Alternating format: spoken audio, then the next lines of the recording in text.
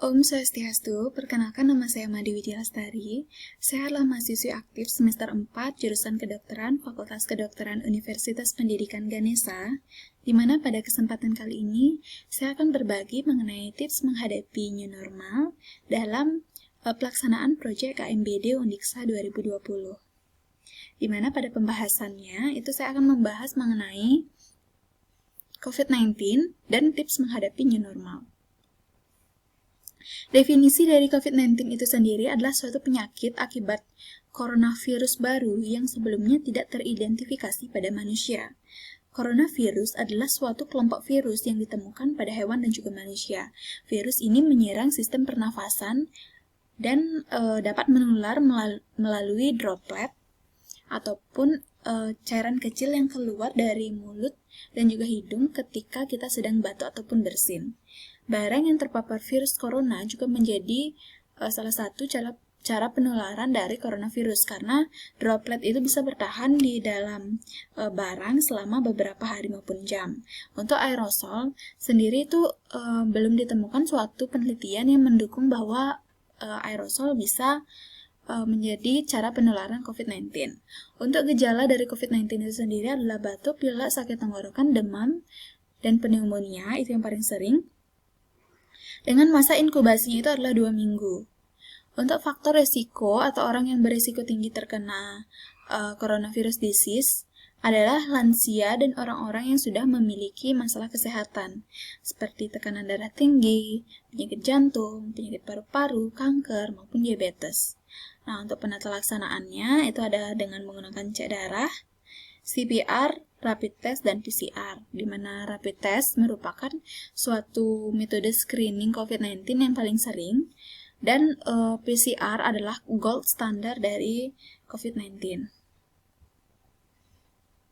Untuk cara menghadapi new normal itu adalah dengan meningkatkan imunitas yang paling penting, di mana imunitas atau sistem imun itu ada sistem imun bawaan dan juga ada sistem imun spesifik. Di mana sistem imun bawaan itu adalah suatu respon imun yang dalam diri tubuh kita sendiri itu bisa membunuh kuman maupun penyakit ataupun virus gitu.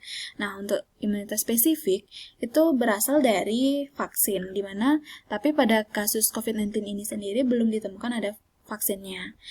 Oleh karena itu, kita harus meningkatkan imunitas bawaan kita. Dengan cara apa? Yaitu bisa dengan makan makanan bergizi seimbang. Di mana makan makanan bergizi sangat penting untuk membangun kekebalan tubuh yang kuat agar terlindung dari infeksi virus, serta memberikan perlindungan ekstra bagi tubuh. Dalam makanan kita sehari-hari itu sebaiknya terdiri dari makanan pokok, lauk pauk, sayur, dan juga buah. Cara selanjutnya yaitu adalah dengan mencuci tangan dengan baik. Mencuci tangan merupakan pilar utama untuk mencegah infeksi yang masuk melalui tangan, karena tangan merupakan sumber penularan virus, kuman, maupun penyakit secara langsung maupun tidak langsung. Nah, untuk cara yang ketiga itu adalah dengan melakukan olahraga teratur, di mana olahraga itu bisa membantu mengeluarkan racun dari tubuh dan meningkatkan sistem kekebalan tubuh. Olahraga yang baik itu adalah sekurang-kurangnya 30 menit secara rutin 3-5 kali seminggu. Nah, kemudian cukupi asupan sayur dan juga buah untuk mencegah tertular COVID-19, di mana kita tahu sayur-sayuran dan buah ini itu memiliki banyak kandungan vitamin A, E, zinc maupun vitamin C yang bisa meningkatkan sistem imun. Nah, kalau ditanya apakah imunomodulator baik dikonsumsi tiap hari, imunomodulator itu seperti Imbus maupun Stimuno itu bisa membantu tubuh kita untuk terhindar dari virus, karena dia itu meningkatkan sistem imun kita. Nah, obat-obatan imunostimulator ini digunakan banyak pada orang-orang yang memiliki sistem imun rendah. Kalau imunomodulator ini dikonsumsi oleh orang sehat setiap hari, ini dapat mengakibatkan suatu sistem imun yang berlebihan sehingga tidak baik bagi tubuh. Oleh karena itu, konsumsi multivitamin itu lebih disarankan ditimbang mengkonsumsi imunomodulator. Nah, selanjutnya adalah dengan cukup tidur dan istirahat. Selanjutnya yaitu bisa dengan jaga jarak fisik dengan orang lain agar terhindar dari droplet, dan juga kita sebaiknya itu melakukan PHBS. Perilaku hidup bersih dan sehat akan menghindarkan diri kita dari terpapar sumber infeksi seperti virus. Nah, kita bisa menggunakan masker ketika kita berpergian, kemudian bisa kalau misalnya bersin ataupun batuk itu kita bisa memakai lengan bagian atas kita untuk menutupi hidung dan mulut ketika tidak ada masker atau ketika terburu-buru ingin batuk maupun bersin. Kemudian kita juga bisa menggunakan tisu saat batuk ataupun bersin. Ini disebut dengan etika saat batuk ataupun bersin. Dan ingat untuk selalu mencuci tangan setelah batuk ataupun bersin. Nah, di sini saya memiliki poster yang menjelaskan mengenai hal yang harus dilakukan ketika sampai rumah dari berpergian. Dimana kita tahu tidak semua orang itu bekerja di rumah atau stay home. Nah, ketika kita sampai di rumah, itu hal yang pertama kita harus lakukan adalah melepaskan sepatu kita sebelum masuk ke dalam rumah. Kemudian menyemprotkan disinfektan ke sepatu, pakaian, ponsel, dan juga perangkat kerja lainnya yang sering kita gunakan di luar rumah. Dan kemudian kita buang semua tanda terima pembelian, kwitansi, itu kita buang. Dan kemudian ketika kita masuk ke dalam rumah, kita harus melepaskan alas kaki, mencuci tangan dengan menggunakan sabun. Nah, setelah itu kita buka pakaian dan langsung merendamnya di dalam deterjen untuk dicuci. Selanjutnya, yaitu kita dilarang untuk menyentuh barang apapun karena masih kotor dari luar, dan segera mandi, keramas, dan juga gosok gigi untuk memutus atau membunuh semua kuman-kuman, virus-virus, dan juga bakteri yang kita dapatkan di luar.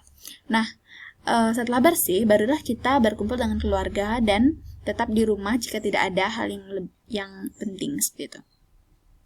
Nah, untuk cara mencuci tangan sendiri, ini idealnya itu adalah 60 menit, 6 langkah mencuci tangan yang baik, dan dimana 5 waktu terpenting untuk cuci tangan pakai sabun, itu adalah sebelum makan, setelah BAB, sebelum menjamah makanan, sebelum menyusui, setelah beraktivitas dari luar. Di sini saya memiliki video yang bisa menjelaskan sedikit mengenai cara mencuci tangan pakai sabun. Halo semua, perkenalkan nama saya Nadia Lestari. Nah, di sini saya akan memberikan kalian contoh cara mencuci tangan yang baik dengan menggunakan hand sanitizer. Nah, cara ini juga kalian bisa lakukan ketika kalian mencuci tangan dengan menggunakan air bersih dan juga sabun. Nah, untuk yang pertama yaitu dibuka hand sanitizer-nya, dituangkan secukupnya tangan, lalu digosok 4 kali hitungan di bagian telapak tangannya, kemudian di bagian punggung jari, dan juga di bagian punggungnya, kemudian di sela-sela jari, kemudian buat gerakan mengunci seperti ini 4 kali hitungan juga, yang dimana ini berfungsi untuk membersihkan kuku, kemudian memutar di bagian ibu jari, kemudian di bagian memutar di bagian kuku seperti ini. Ini sama fungsinya untuk membersihkan kuku. 4 kali hitungan juga. Nah, sekarang tangannya sudah bersih. Nah, kalian juga bisa gunakan cara ini ketika kalian mencuci tangan dengan menggunakan air mengalir ataupun sabun seperti itu.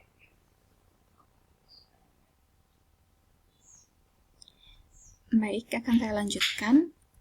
Kemudian dengan menggunakan masker untuk mencegah COVID-19, di mana masker itu sendiri yang paling banyak ada di masyarakat adalah masker bedah, masker N95, dan juga masker kain. Masker bedah itu dikhususkan untuk tenaga medis dan juga orang sakit. Untuk masker N95 dikhususkan pada tenaga medis yang mengalami atau terkena kontak langsung ke pasien COVID-19. Nah, untuk masker kain, ini adalah masker yang digunakan pada orang yang sehat. Cara menggunakan masker dari WHO itu sendiri adalah yang pertama itu mencuci tangan dengan air ataupun dengan menggunakan hand sanitizer yang mengandung alkohol sebelum menggunakan masker. Kemudian gunakan masker, pastikan tak ada celah sehingga dapat mengcover mulut dan juga hidung dengan baik. Kemudian jangan menyentuh bagian depan dari masker. Jika tak sengaja menyentuh, bersihkan tangan kembali dengan cara mencucinya. Dan untuk cara melepas maskernya itu sendiri adalah dilepaskan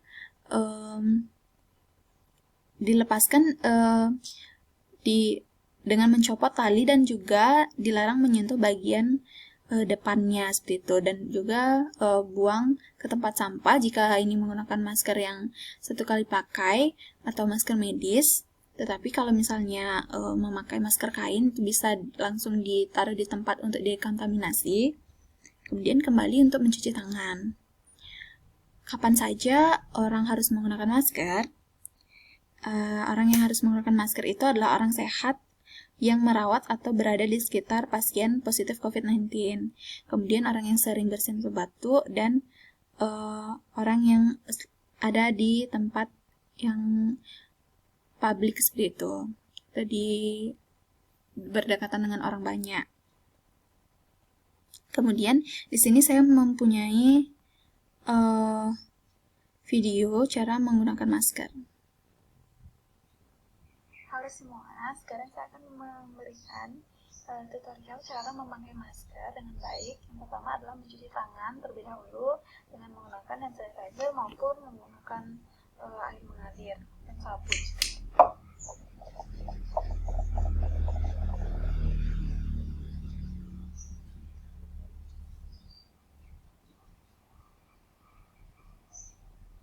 Kemudian adalah mengambil masker yang sudah steril di bagian talinya dan diusahakan tidak memegang bagian depan dari masker. Kemudian memasang masker dengan baik di area hidung dan juga mulut sehingga bisa mengcover bagian hidung dan mulut kita sehingga tidak terkena debu maupun bersentuhan dengan droplet dari orang lain ketika bersihin batuk seperti itu.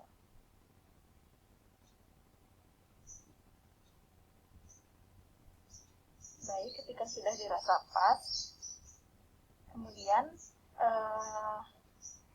pastikan tidak ada celah yang terlalu melebar di bagian atas maupun di bagian bawahnya. Masker siap digunakan. Nah, kemudian ketika kita mau melepas, itu kita bisa mengambil di bagian tali maskernya, tidak menyentuh di bagian depan masker karena bagian depan masker ini sudah terkontaminasi. Kemudian segera menaruhnya di tempat untuk dekontaminasi, ataupun kalau misalnya kalian menggunakan masker medis itu silahkan dipotong-potong terlebih dahulu sehingga tidak disalahgunakan dan dibuang di tempat yang baik, di tempat sampah. Terima kasih. Saya lanjutkan. Kemudian cara membersihkan masker kain itu bagaimana? Nah, yang pertama itu adalah dengan menyiapkan air bila mungkin air panas dengan suhu 50-65 derajat Celcius. Lalu kita bisa tambahkan deterjen dan rendam masker beberapa saat. Lalu kucek masker hingga kotoran luluh. Kemudian bilas di bawah air mengalir hingga busa menghilang. Lalu keringkan di bawah sinar matahari dengan menggunakan pengering atau dengan menggunakan pengering panas. Lalu setrika dengan suhu yang sesuai untuk bahan kain untuk merapikannya. Ini adalah daftar pustaka yang saya gunakan dalam pembuatan video dan juga PPT ini. Nah, sekian dari penyuluhan yang bisa saya sampaikan. Terima kasih atas perhatiannya. Di sini saya tutup dengan Paramasanti. Om Santi Santi Santi.